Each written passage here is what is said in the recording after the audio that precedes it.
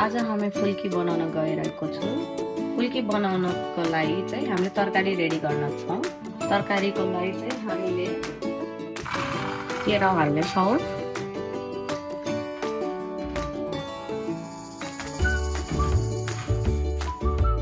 आलु हाल्नेछौँ अनि तातो पानी हाल्नेछौँ यसलाई बोइल गर्नको लागि। थोरै खुर्सानी,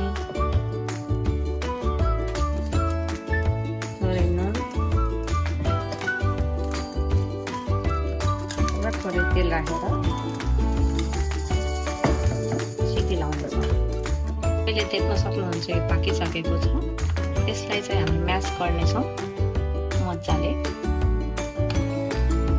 तरकारीमा प्याज, खुर्सानी, धनियाँ राखेर चलाउनेछौँ।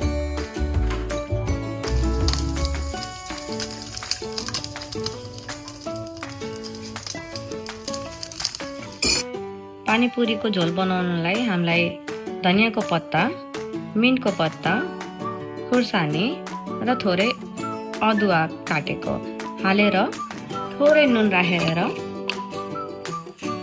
पिसिदिनेछौँ। बनाउनलाई अघि हामीले पिसेको पेस्ट हाल्नु,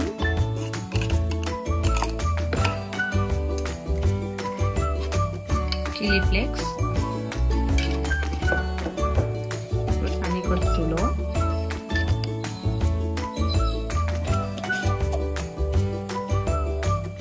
र पानी हालेर मिक्स गर्नेछौँ। थोरै लेमन, थोरै धनियाँ राख्नेछौँ।